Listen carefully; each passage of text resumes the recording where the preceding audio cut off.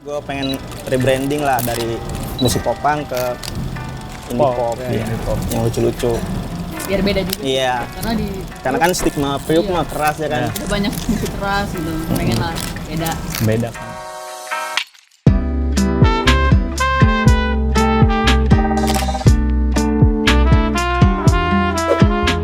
Sebenarnya kebetulan aja sih kayak waktu itu butuh additional. Terus kayak ngajak awalnya kan pas formasi bertiga itu additionalnya sih Hafiz. Terus Mujibon. iya Mujibon. Terus abis itu gitaris kita keluar, terus kita ngajak Dika jadi additional. Terus ya udahlah kenapa nggak kita jadi member aja berlima gitu. Iya, karena kan bareng-bareng juga.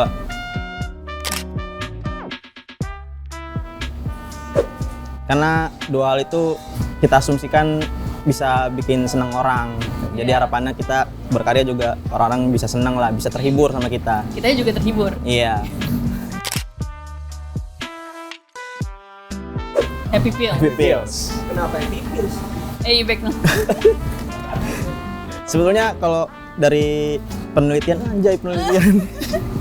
iya, para saintis tuh ngasih sebutan ke coklat tuh Happy Pills karena si coklat ini katanya bisa bikin mood booster gitulah kalau kita makan. Oh gitu. Iya, jadi julukannya si coklat ini Happy Pills. Iya, jadi kita manggil penggemar, Iya, pendengar kita Happy Feel. karena dia juga bikin kita Senang. Iya. Awalnya Sandwich itu kalau kata Ibek ya, Ibek Kalau kata Ibek. dulu waktu bikin Sandwich apa Bek? Popang. Popang kan? Iya. Awalnya Sandwich itu Popang dulu ya Bek ya. Terus habis itu ada Boy Pablo kata ya kan? Iya. Terus lama-kelamaan gue dengerin Boy Pablo. Jadi kayaknya seru nih kalau misalkan si Sandwich ini dijadiin Boy Pablo karena personil lama juga apa namanya nggak konsisten gitu keluar. Sering keluar masuk. Iya. Akhirnya gue doang yang bertahan gitu ya. Iya. Makanya gue pengen rebranding lah dari musik popang ke indie pop, ya, ya. indie pop. Yang lucu-lucu. Biar beda juga. Iya. Karena kan stigma Priuk mah keras ya kan. Udah banyak musik keras gitu. Pengen lah beda. Beda kan. Jadi epiphania itu sebetulnya kata dari dunia psikologi yang artinya itu sebuah fenomena ketika manusia menganggap ada sebuah arti atau makna dari serentetan peristiwa yang ia alami gitu. Ya. Jadi berhubung kebetulan si lagu yang ada di dalam album ini peristiwanya beda-beda, jadi kita gunain namanya epiphania. Iya gitu. Intinya kayak kita mencoba menghubungkan, mencari makna dari lagu-lagu, dari kejadian-kejadian yang kita tulis di lagu itu. Jadilah album ini gitu.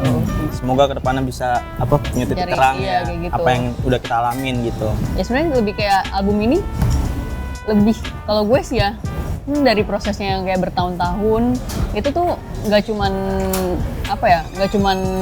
ya udah bertopik itu gitu, tapi beyond that tuh kayak itu jadi refleksi gue juga buat menemukan diri gue gitu, karena kayak selama proses album ini kan lama tuh gue tuh jadi jadi banyak dapet insight, terus jadi lebih tahu gitu lagu yang gue suka tuh yang menurut gue cocok buat gue dan taste gue kayak gimana, yaitu ketika bikin album ini. Jadi lebih kayak ya itu buat proses gue juga buat menemukan diri gue gitu.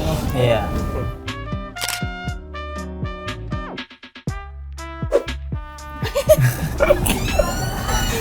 Ya kendala biasa sih, kayak kan sempat ganti personil juga ya. personil. Terus itu jadi hambatan juga buat ke album.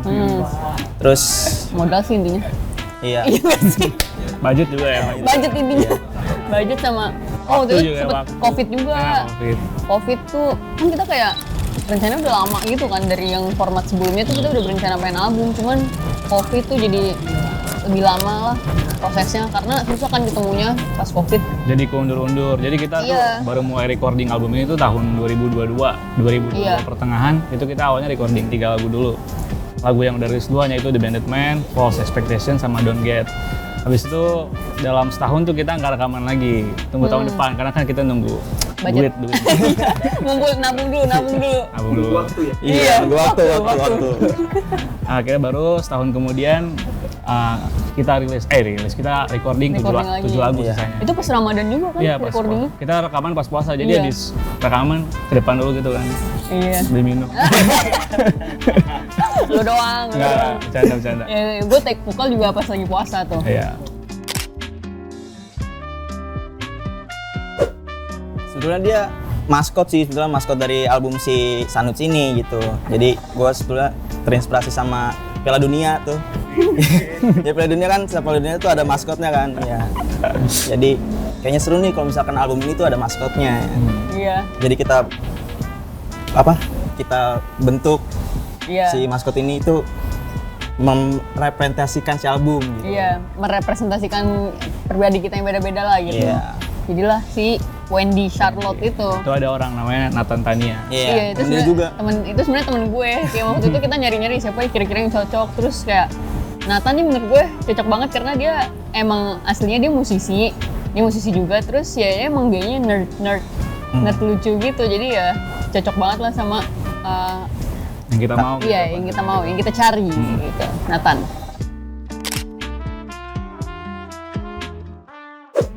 Ya, semoga bisa menyikapi lebih dewasa aja sih ke Hal-hal yang terjadi ya, di ke hidup sesuatu kita yang gitu. terjadi gitu. Ya udah sih sama sih intinya kayak gitu.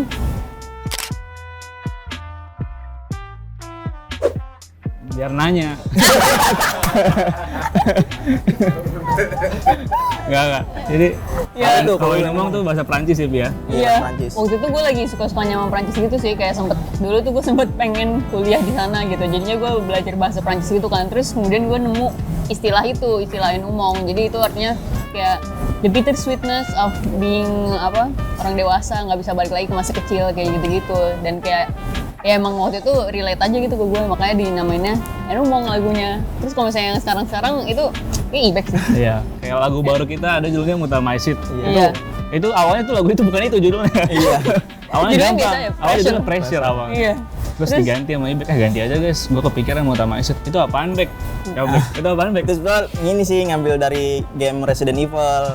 Jadi gue suka sama game si Resident Evil ini. Nah, si Resident Evil ini ada jamur yang namanya Mutamaisit.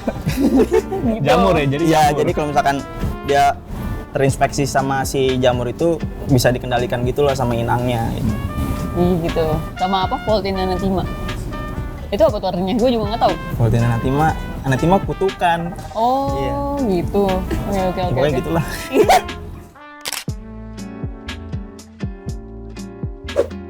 Tapi sebetulnya fun fact-nya sih kalau produser tuh lebih ke Jibon ya. Iya sih. betul. Sama si Dika, Apis. Nah, Pia juga. Iya, semuanya. semuanya sebetulnya. Jadi cuman kalau gua soal musik lebih ke nyerahin ke kalian aja gitu. Ini dia nih kurang. Jadi kalau Pokoknya kita tuh biasanya kalau bikin workshopan gitu, Iya. kayak Iya. kita ngumpul satu malam gitu. Tapi untungnya nggak saling bertabrakan ya. Iya. Bisa saling tuh, kompromi. saling melengkapi. Sebenarnya lebih kayak misalnya nih ada yang udah ada nih, misalnya Jibun udah ada ide nih. Oh kayak gini aja nih, terus ntar ada yang ngasih ide, tambahin ini dong, tambahin ini. Iya. Kayak Kayak gitu gitu. biasa prosesnya. Atau kadang Pia dulu. Jadi Pia awalnya dia udah ada nih senandung lagunya. Terus nanti kita workshop di rumah gua atau di mana. Jadi malam itu juga kita langsung bikin musiknya gitu bareng-bareng. Jadi kita megang gitar tuh masing-masing. Tapi tetap ada si penanggung jawabnya ya. Iya. Maksudnya kayak udah nih Kayak- fixnya gini gitu. Iya. Iya. Itu biasanya Jibon sih.